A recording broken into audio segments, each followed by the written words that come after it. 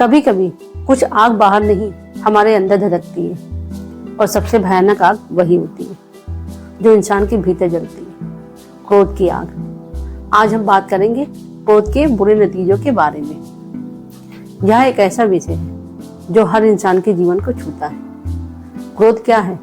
क्रोध बुरा नहीं है, यह एक प्राकृतिक भावना है। समस्या तब होती है जब क्रोध हमें नियंत्रित करने लगे। एक छोटा सा विचार, एक छोटा सा शब्द, एक छोटी सी स्थिति और भीतर आग भड़क उठती है। लेकिन क्या आपने कभी सोचा है कि क्रोध क्षणों में उठता है और जीवन भर के लिए नुकसान छोड़ जाता है। क्रोध हमें अंधा कर देता है। क्रोध के समय मन की आंखें बंद हो जाती हैं, तर्क गायब, बुद्धि गायब, धैर्य गायब।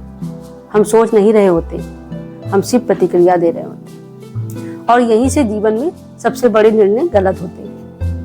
रिश्ते टूट जाते हैं, भरोसों में दरार आ जाती है, और कभी कभी हम वो बोल देते हैं जो जीवन भर पछतावा बनकर चुपता रहता है। एक बूढ़ा साधु अपने शिष्य को क्रोध पर शिक्षा दे रहा था। एक दिन शिष्य गलती से साधु का मिट्टी का प्याला तोड़ देता है। साधु मुस्कुराते हैं। शिष्य डरते हुए पूछता है, गुरुजी, आपको क्रोध नहीं आया?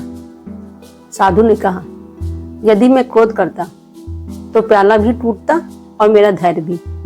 फिर साधु ने आगे कहा, जो चीज हाथ से छूटती है वह वापस नहीं मिल सकती, लेकिन जो चीज क्रोध में टूटती है वह कभी वापस नहीं मिलती, क्योंकि क्रोध में टूटने वाली चीजें अक्सर दिल, रिश्ते और कभी कभी जीवन होते हैं। क्रोध का सबसे बड़ा नुकसान आंतरिक शांति का नष्ट होना। क्रोध बाहर विस्फोट नहीं करता, पहले अंदर जलाता है। वो हमारी प्राण शक्ति चूस लेता है, मन बेचैन करता है, धीरे धीरे इंसान की सोच को, उसके व्यवहार को और उसके स्वास्थ्य को प्रभावित करता है। डॉक्टर्स कहते हैं क्रोध का पहला प्रहार दिल पर होता है, और संत कहते हैं क्रोध का पहला प्रहार आत्मा पर होता है। क्यों हम क्रोधित हो जाते हैं? क्रोध का कारण बाहरी दुनिया नहीं है, उसका कारण है असंतुष्ट मन, अस्वस्थ अहंकार और अधूरी समझ। हम तब गुस्सा करते हैं जब दुनिया हमारी इच्छा के अनुसार नहीं चलती। लेकिन क्या दुनिया कभी किसी की इच्छा पर चली है? नहीं।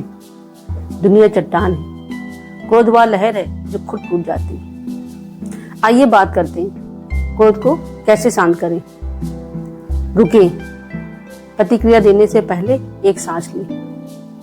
देखें, यह क्रोध मेरे अहंकार का है या स्थिति का। बोले, धीरे बोले, धीमी आवाज क्रोध का तेजी से आधा प्रभाव खत्म कर देती है।